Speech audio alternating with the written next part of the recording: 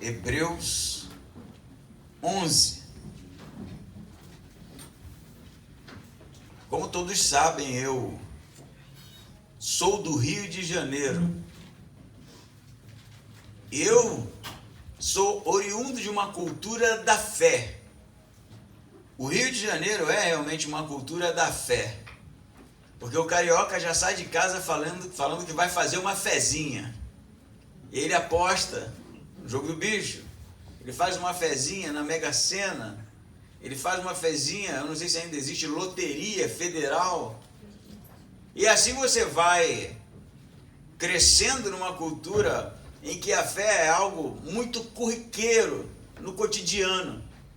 Mas a minha pergunta é, será que fé realmente é desse jeito? Será que a definição de fé judaico-cristã se refere a esse positivismo, a esse esforçar abstrato para que as coisas deem certo, para que as coisas aconteçam? Será que a fé é mesmo como o Paralamas do Sucesso canta ou cantou? A arte de viver da fé, só não se sabe fé em quê?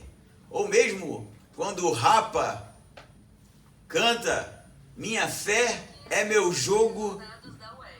Resultados da web. Tá procurando fé aqui, ó. Quando o Rapa canta que a fé é o jogo de cintura, será que quando a Bíblia se refere à fé é sobre esse tipo de coisa? Eu convido vocês então a conhecer o que é fé do ponto de vista do autor da carta aos Hebreus. Então vamos ler Hebreus capítulo 11, a partir do versículo 1, que diz assim: mas eis que a fé é a convicção das coisas que se esperam, como se já fossem realidade, e é a revelação das coisas que não se veem. Por ela receberam testemunho os antepassados, porque por fé compreendemos que os mundos foram feitos pela palavra de Deus, de modo que o que se vê foi feito do que não se vê. Por fé, Abel ofereceu a Deus um sacrifício superior ao de Caim, pelo qual houve testemunho de que ele era justo, e Deus testificou a respeito de sua oferta. E por isso, embora está morto, ele fala. Por fé, Enoque foi trasladado sem experimentar a morte, e não foi achado, pois Deus o tomou, porque antes de ser trasladado, houve testemunho de que agradara a Deus. Porque sem fé é impossível que alguém agrade a Deus, porque é necessário que o que se aproxima de Deus creia que ele existe e que recompensa aos que o buscam. Por fé, Noé, quando foi avisado sobre as coisas que ainda não se viam, mostrou temor e preparou uma arca para a salvação de sua família. E por tal fé, condenou o mundo e chegou a ser herdeiro da justiça que é pela fé. Até o versículo 7, nós demos um salto aqui do capítulo 9 para o capítulo 11. Se você for conferir, o 9 e o 10 reafirma o que ele já havia falado quanto ao sacerdócio de Jesus e quanto ao tipo de sacrifício oferecido por Jesus como sendo algo superior aos sacrifícios feitos no mundo judaico que seguia realmente os cerimoniais segundo a lei mosaica. Ele vai avançar no capítulo 10, no finalzinho, exortando que o justo viverá pela fé, e vai realmente no 11 dizer, do ponto de vista do autor, do apóstolo que escreveu o livro de Hebreus, o que é fé, afinal de contas. Embora haja uma definição aqui no versículo 1, não há uma tentativa de definir a fé cristã em uma única frase, mas parece que ele traça mais ou menos o que seria o alicerce para descrever as características da fé segundo a vida de personagens conhecidos no Antigo Testamento. Essa primeira lista que nós lemos até o versículo 7 é uma lista pré-diluviana. Isso quer dizer, aqueles que viveram antes do dilúvio. Noé aqui é uma transição para o período do dilúvio e o período posterior ao dilúvio, mas ele faz parte, segundo o autor, porque ele vai descrever cronologicamente como esses homens se comportaram na sua época, segundo a sua cultura. Interessante que, como falei, ele vai fazer uma definição aqui no capítulo 11, versículo 1, e essa definição ela é empregada como pano de fundo para esses acontecimentos narrados pelo autor de Hebreus. Então vamos ao versículo 1. Ele vai dizer, por exemplo, algumas versões provavelmente diferentes. Eu estou lendo a Peshitta aqui, que é uma versão bem antiga e confiável também. Mas ele vai dizer que a fé é a convicção das coisas que se esperam como se já fossem realidade. Você vai ler algumas possibilidades de tradução, mas todas têm o mesmo significado. Porque para o autor de Hebreus, a fé é uma convicção de coisas que ainda não se deram, mas se darão.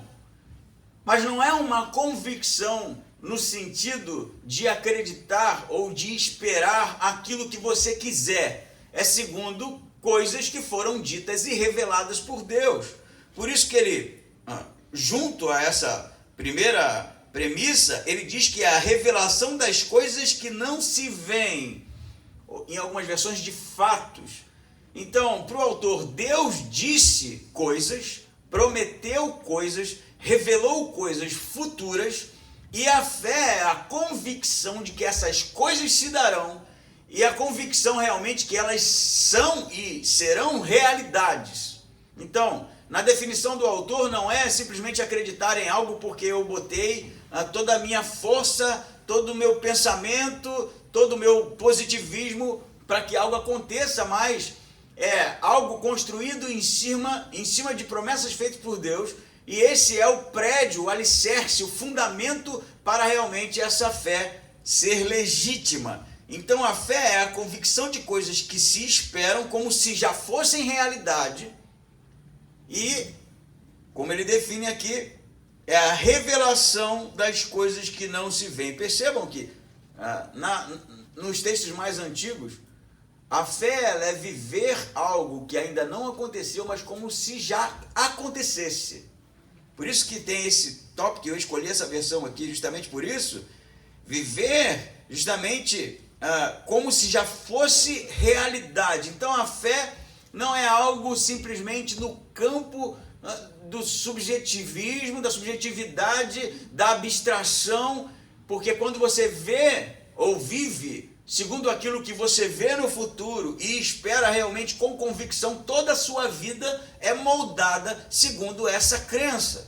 Então, não dá para chamar de fé, segundo o autor, qualquer tipo de crença que não molde a sua vida, que não dite o seu comportamento, que não faça com que você se comporte segundo aquilo que você diz crer.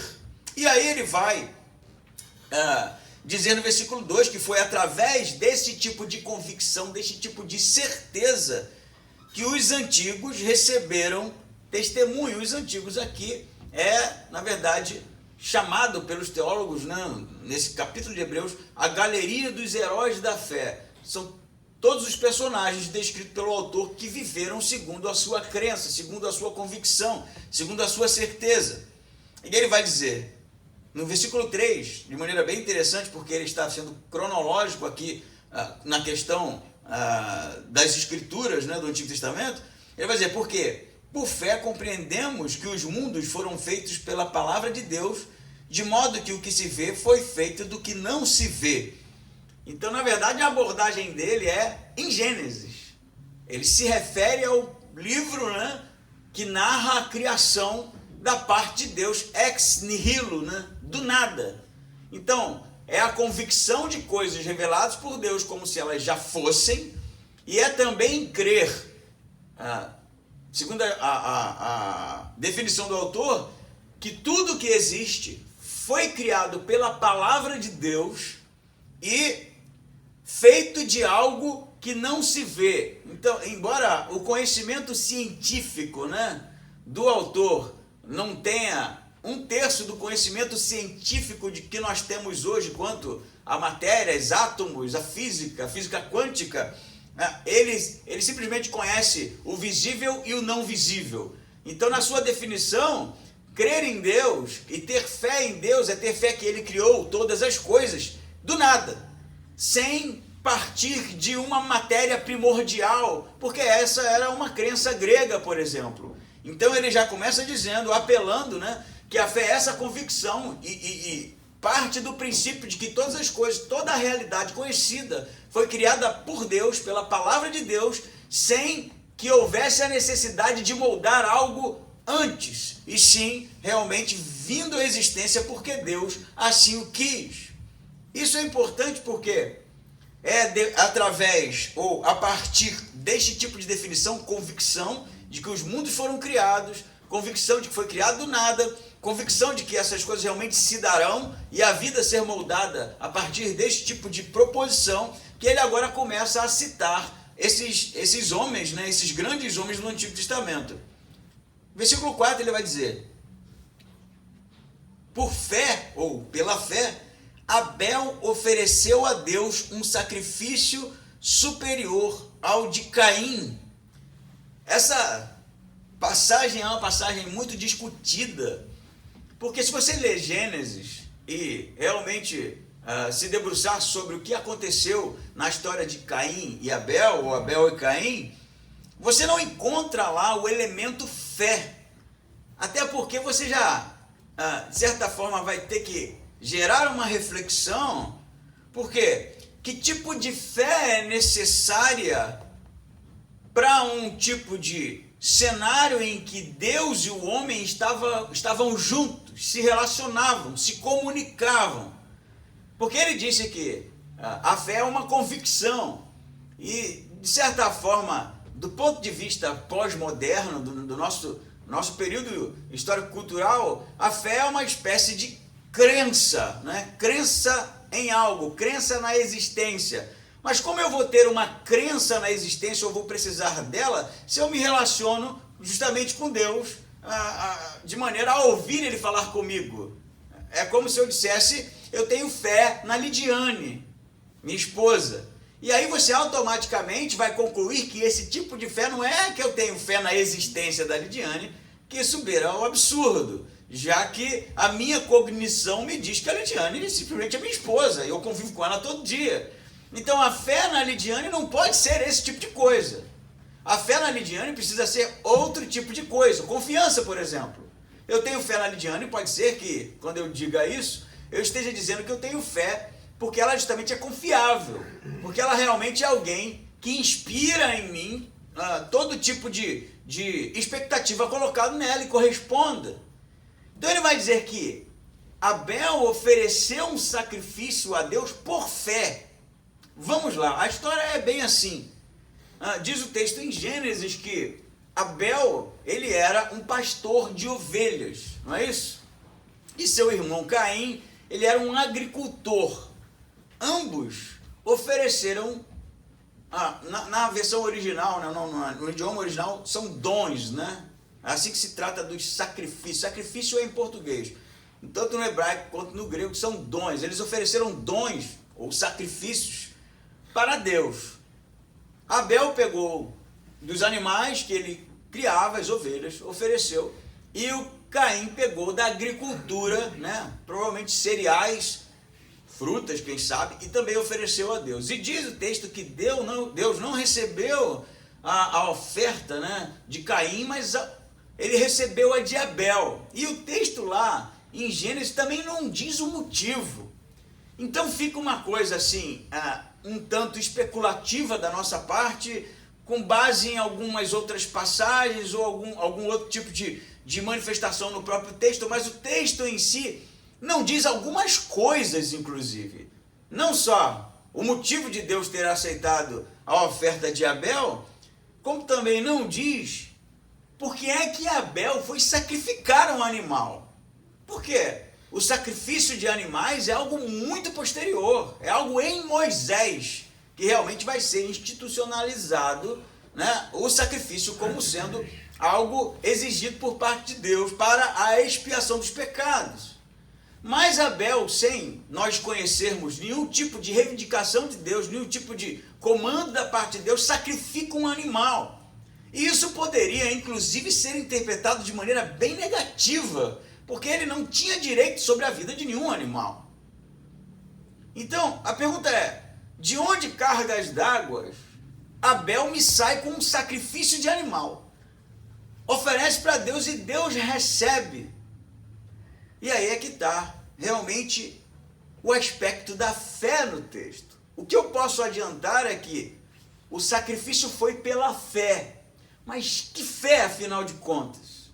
Se você voltar um pouquinho, você vai ver que depois da queda, episódio conhecido, Adão e Eva se encontram nus. Eles já estavam nus, mas a vergonha os toma e eles realmente se pegam em uma condição constrangedora. E Deus, ao perceber essa situação, ele vai vesti-los com peles de animais, não é isso?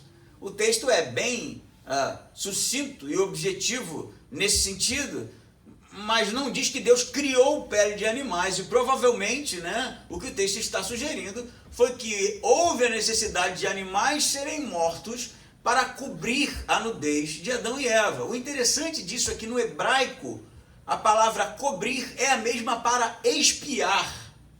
Quando há a expiação, está cobrindo os pecados. E parece que há um jogo de palavras intencional, porque se expiar e cobrir é a mesma palavra, e o que Deus está fazendo ali ao cobrir a nudez do homem está através da morte desses animais que proporcionaram as peles, sendo usado para justamente perdoar pecados, para cobrir pecados, para deixá-los em uma condição apta para o relacionamento com Deus. Se isso aconteceu de fato, me parece que o que Abel está fazendo é semelhante. Ele não vai oferecer um animal porque ele acha bonito matar animal, mas parece que da parte de Abel existe um aspecto da fé que entende que há a necessidade da morte do inocente por causa da sua condição de queda. Você deve estar pensando assim, tu está viajando, né? Não forçou o texto agora, não tem nada disso lá. Mas o autor diz algumas coisas para nós que, quem sabe, podem colaborar justamente para esse tipo de interpretação, se assim eu posso chamar. Ele vai dizer, por exemplo, por fé Abel ofereceu a Deus um sacrifício superior. Esse superior não é qualitativo, no sentido de que isso aqui é melhor que isso aqui. Ele é supremo, excelente, em oposição ao sacrifício do seu irmão, que tem um elemento interessante para quando Deus, ou melhor, quando Deus conversa com Caim e diz, se procederes bem, tudo irá bem. Então me parece que o coração de Caim não era um coração que procedia bem, e isso influenciava na aceitação da oferta ou não aceitação. Ele vai dizer, por exemplo, que o sacrifício de Abel era superior, e ele diz, pelo qual houve testemunho de que ele era justo. E o justo aqui tem elementos óbvios de alguém que vivia uma vida boa, né? Digna, admirável, e seu irmão não. E tem outras coisas também. Ele diz que Deus testificou, Deus foi testemunha do sacrifício de Abel. Diz que Deus testificou a respeito de sua oferta, e por isso, embora ele morto, ela fala. Percebe isso aqui? O autor está dizendo que o sacrifício oferecido por Abel fala até hoje. E Deus é testemunha disso.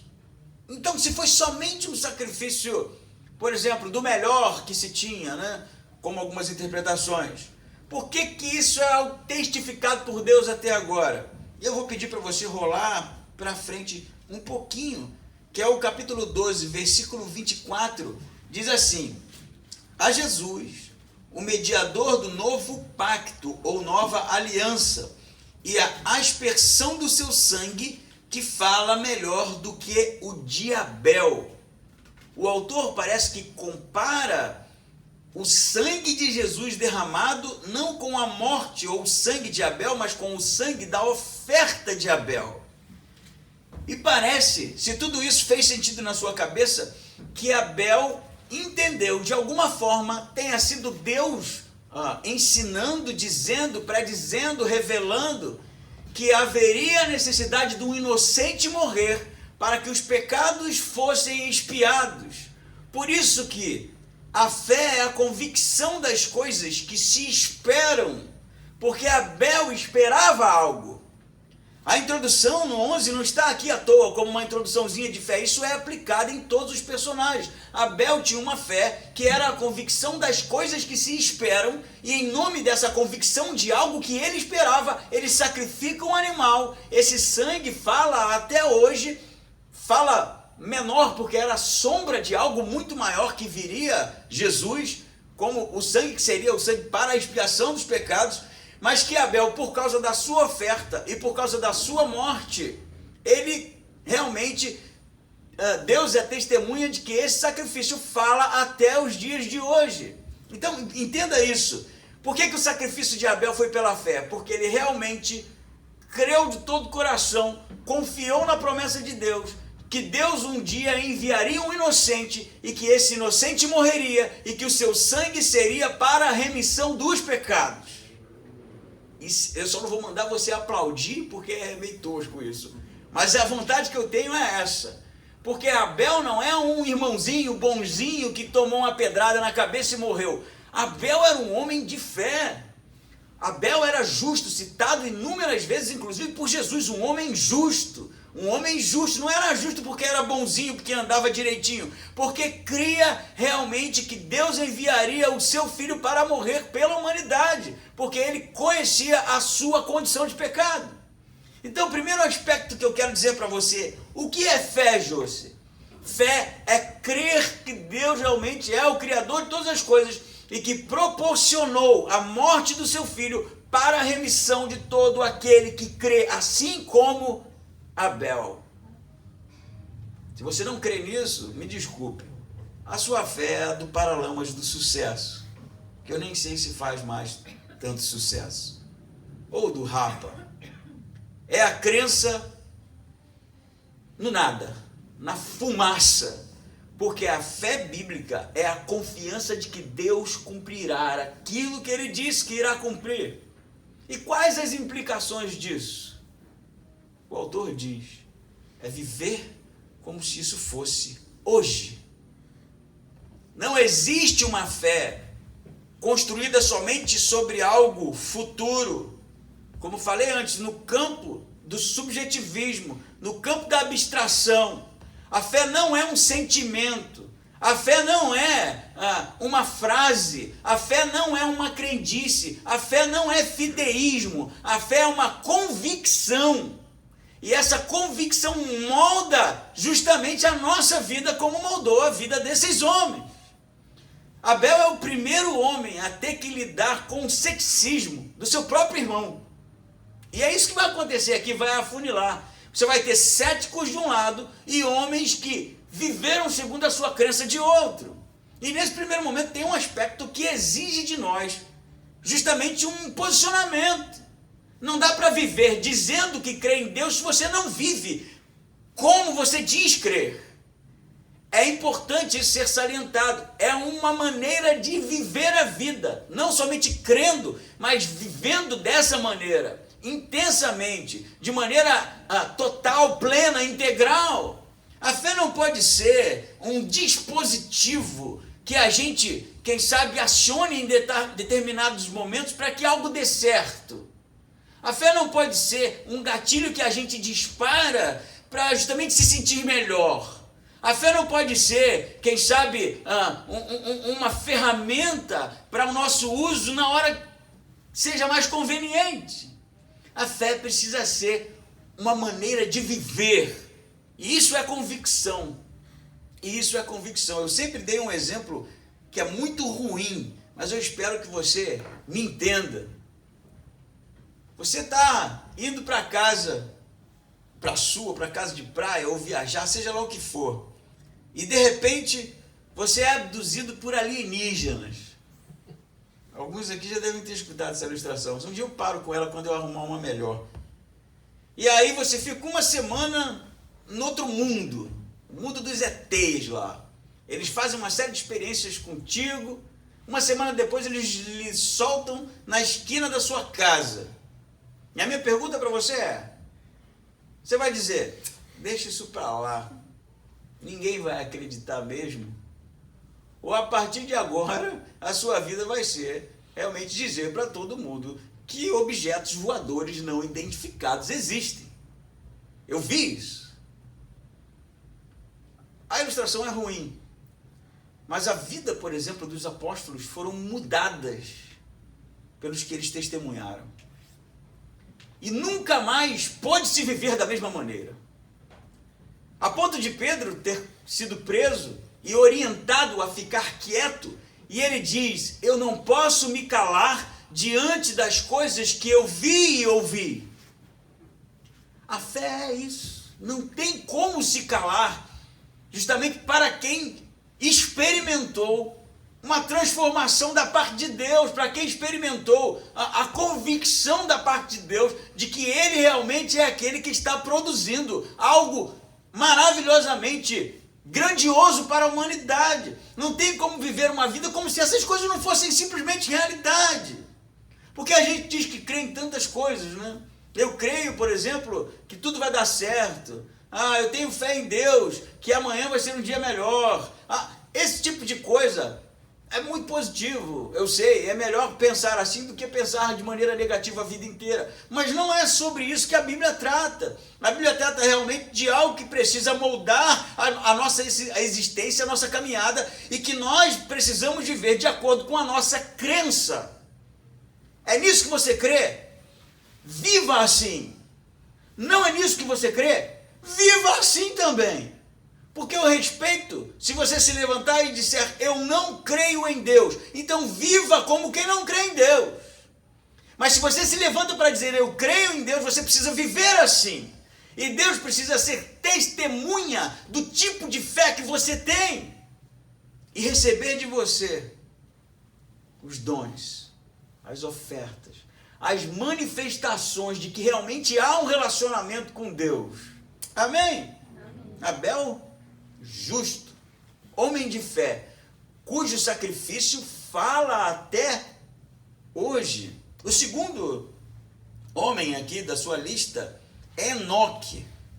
Ele diz assim, versículo 5, pela fé, Enoque foi trasladado sem experimentar a morte, e não foi achado por Deus, não foi achado, pois Deus o tomou, porque antes de ser trasladado, houve testemunho de que agradara a Deus. Se você voltar um pouquinho na história do Gênesis, você vai ver também que Enoque é uma figura interessantíssima, né? Poucas são as linhas dedicadas à história de Enoque. O que nós sabemos é que ele era um homem que agradava a Deus e que, por causa da sua vida, ele foi levado por Deus. Ele não morre. Ele é o primeiro homem a ser trasladado, né? Essa expressão do Antigo Testamento. Porque o segundo é Elias, que a gente bem conhece. Mas qual é a história de Enoque, a não ser que ele foi levado por Deus? Se você procurar em 2 Pedro, você vai justamente ter a informação. Eu posso ler para você aqui. 2 Pedro diz o seguinte, 2 Pedro 2, versículo 5. Tampouco perdoou ao mundo antigo, antes trouxe o dilúvio, não é Pedro, é Judas. Quase, né?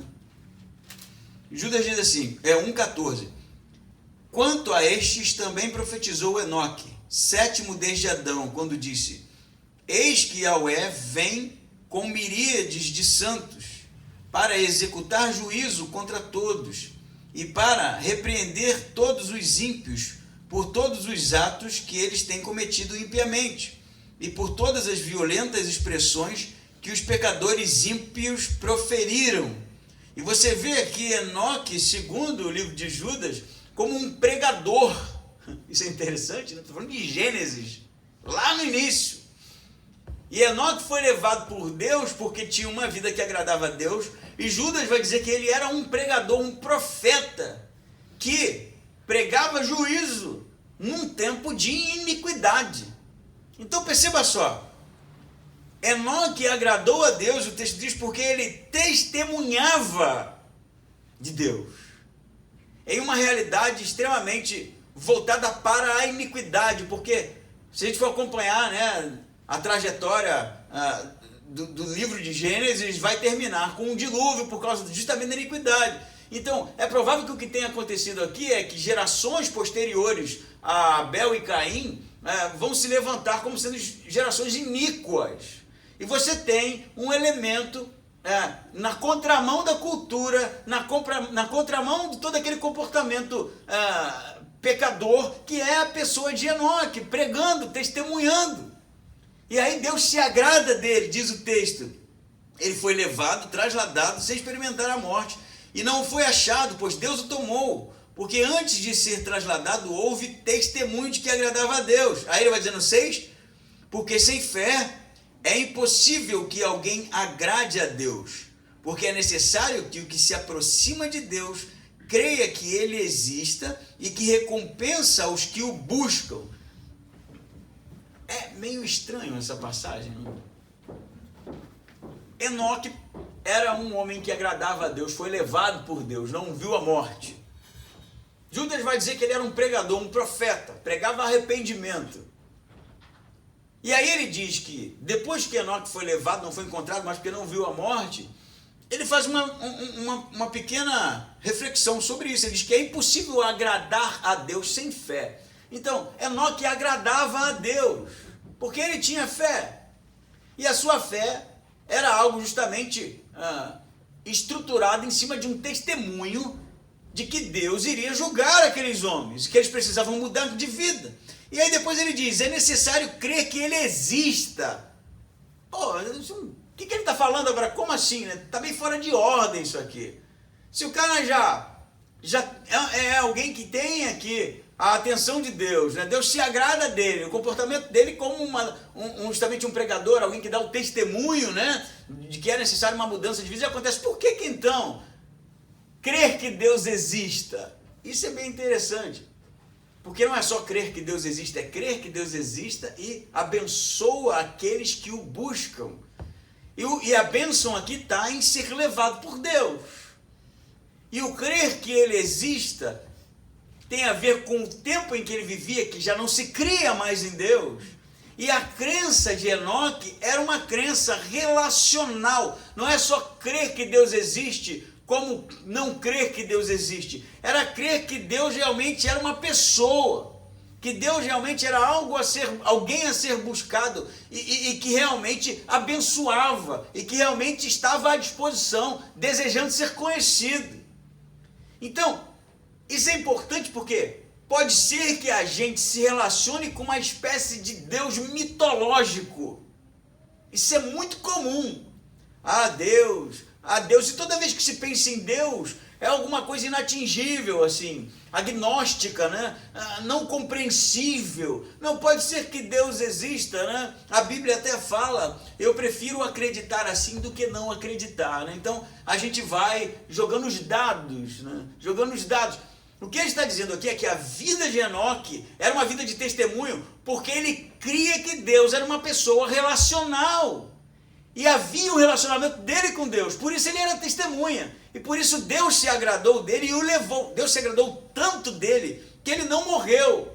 E o que isso diz para nós? Se no primeiro momento a fé de Abel é uma convicção que molda a vida do indivíduo, a ponto dele viver justamente segundo a sua crença, no segundo momento, se isso é verdade, se nós cremos que Deus realmente é uma pessoa que existe e que se relaciona conosco, testemunhamos. É o que ele fez. Num mundo de iniquidade, de imoralidade, se a sua crença é genuína, naturalmente você é uma testemunha de que existe um Deus que abençoa os que o buscam. Isso é natural. Às vezes eu me preocupo com quanta dificuldade a gente tem para testemunhar daquilo que Deus fez na nossa vida, para testemunhar de quem é Deus. Porque eu não tenho dificuldade, por exemplo, para dizer para alguém que eu sou casado. por que eu não diria, a não ser algum caso bem específico de uma intenção obscura, oblíqua, né? Mas se você pergunta, você é casado? Sim. Minha esposa é linda. Esposa muito prendada, é uma mãe sensacional, faz o melhor pudim de Timbó. Eu não tenho a menor dificuldade para dizer esse tipo de coisa. Por que eu não tenho? Porque ela é uma pessoa que eu me relaciono com ela. Então, testemunhar dela não exige muito de mim. Por que exige quando é sobre Deus? Será que exige porque não há relacionamento? Será que exige porque o Deus da nossa crença ele é mitológico? Ele é como Zeus, ele é como Sísifo, e a gente tem dificuldade de falar porque é meio vexatório, sabe? É meio vergonhoso. Pode ser que isso soe pequeno e as pessoas comecem a pensar de mim como alguém ignorante. Isso é verdade. Mas se a sua crença é uma crença genuína, e se o seu relacionamento com Deus é realmente algo verdadeiro, é natural falar das coisas que Deus tem feito na sua vida, e de quem Ele é, e de como Ele é abençoador. Por isso Deus se agradava desse cara, porque na contramão de uma cultura imoral, ele estava lá vivendo segundo a sua crença, testemunhando daquilo que era verdade para ele, e não tinha uma outra maneira de viver senão essa. Por isso Deus se agradou deste homem, a ponto de dizer, esse cara não vai morrer. Isso é coisa que só Deus sabe por que ele faz, né? Eu vou levar ele assim mesmo. Aí você vai dizer, não, pera lá, crer em Deus eu posso até crer, né?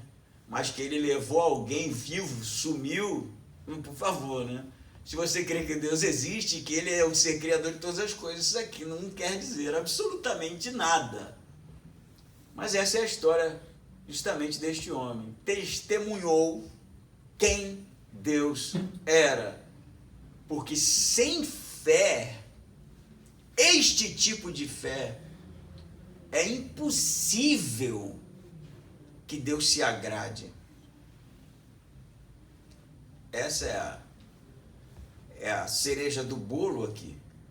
A fé que testemunha, a fé que vive essa realidade de maneira latente, intensa. Sem isso, Deus simplesmente não se agrada. Dizer que Deus existe por existir, o meu hamster deve dizer na língua dele lá. Mas viver segundo essa crença é justamente para aquele que tem relacionamento com Deus, testemunha viva de quem Deus é. O último personagem, versículo 7, ele diz assim: por fé, ou pela fé, Noé, quando foi avisado sobre as coisas que ainda não se viam, mostrou temor e preparou uma arca para a salvação de sua família. E por tal fé condenou o mundo e chegou a ser herdeiro da justiça que é pela fé. Você deve conhecer a história de Noé. Noé, semelhante à história de todos os outros personagens aqui, na contramão, numa cultura de imoralidade, numa cultura de iniquidade, ouve de Deus, entende Deus. Eu não sei como Deus falou para ele, se ele estava dormindo, se ele estava acordado, se Deus apareceu lá como uma forma humana, eu não sei. Mas ele entendeu de Deus que era necessário construir uma arca grande, velho. Não era um barquinho, não. Era uma coisa enorme, não tinha mar lá, não tinha água lá.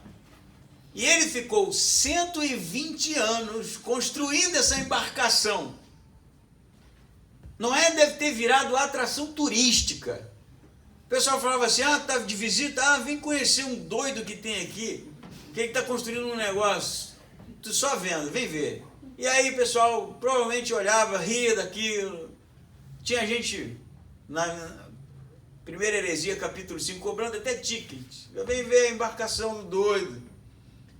Só que Noé não estava só envolvido num projeto de construção de um barco ou de uma embarcação enorme num lugar que não tinha água para navegação.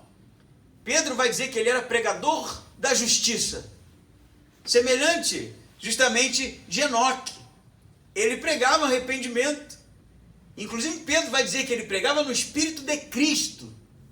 Então ele não foi só alguém que na contramão, até mesmo de uma realidade natural, de não haver mar, de não haver água, construiu em obediência uma embarcação, mas como foi alguém também que testificou de quem Deus era e justamente falou para os homens que havia uma necessidade de mudança de vida, porque o juízo estava vindo. Então, se no primeiro momento a gente realmente entendeu que a fé é justamente viver segundo a crença, no segundo momento, a fé ela exige de nós o testemunho daquilo que nós cremos, no terceiro momento, eu vou dizer para você que a fé ela é obediente. E pode ser que a obediência lhe custe. Que seja algo que lhe envergonhe, inclusive. Pode ser que a obediência, em determinados momentos, beire ao ridículo. Como em tantos casos. Você não faz? Como assim, né? Que ridículo. Viver dessa forma, defendendo esse tipo de coisa, que absurdo. O que mais se vê hoje em dia é isso. Você, gente ignorante. Mas você precisa se posicionar. E mesmo na contramão da cultura, numa contracultura, você realmente é alguém que obedece, que continua, que insiste, que vai adiante, que não cede, que realmente tem em sua trajetória as convicções necessárias para ir na contramão, seja lá do que for. Noé, meu amigo. E ele se tornou, segundo o texto, alguém que vai ser herdeiro da justiça, que é pela fé. Você tem fé em Deus? Eu não ouvi ninguém responder. Tem ou não tem? Tem coragem de dizer isso aqui para o autor de Hebreus aqui? A sua fé é essa fé? A sua fé é a fé de alguém que vive segundo as crenças, que toda sua trajetória é moldada por isso. A sua fé é alguém que testemunha, é alguém que testemunha a fé de alguém que tem um testemunho vivo de quem Deus é. As pessoas olham para você e veem Deus em você. Você transpira Deus, você vive isso. A sua fé é uma fé que faz com que você seja alguém realmente obediente. Não obediente como os judeus obedeciam às leis, mas obediente como Jesus foi ao Pai. Que aquilo que Deus diz não é questionável. Aquilo que Deus diz não pode ser negociado. Aquilo que Deus diz não pode ser algo jogado para qualquer lado, mas é algo realmente levado a sério. Se é isso, parabéns. É dele que ele está falando. É destes homens que o autor de Hebreus está falando. É de você que o autor de Hebreus está falando. Porque ele não está pintando um quadro para que a gente fique olhando, admirando. Ele está pintando um quadro para dizer que nós somos parte dessa história. Assim como ele escreveu para essa igreja para dizer, vocês são a continuação disso. Nós somos a continuação disso. Homens e mulheres de fé. Não uma fé subjetiva, mas uma fé realmente de quem crê piamente, empedernidamente, de que Deus cumprirá com aquilo que ele disse, ainda que não vejamos, mas confiamos. Queria ler para você aqui uma pequena passagem, se eu conseguir aqui nesse celular tão complexo, do C.S. Lewis, que é a seguinte, escrito no Evangelho, ou melhor, no cristianismo puro e simples. C.S. Lewis diz assim, se você estudar a história, verá que os cristãos que mais trabalharam por este mundo eram exatamente os que mais pensavam no outro mundo. Os apóstolos, que desencadearam a conversão do Império Romano, os grandes homens que erigiram a Idade Média, os protestantes ingleses que aboliram o tráfico de escravos, todos deixaram sua marca sobre a terra, precisamente porque suas mentes estavam ocupadas com o paraíso. Foi quando os cristãos deixaram de pensar no outro mundo que se tornaram tão competentes nesse aqui. É quando nós tiramos os olhos das promessas de Deus, daquilo que Deus disse que será realidade, que a nossa fé vai por água abaixo e nos tornamos, segundo C.S. Lewis, incompetentes, porque fomos chamados com uma missão: testemunhar, porque sem fé é impossível agradar a Deus. Amém?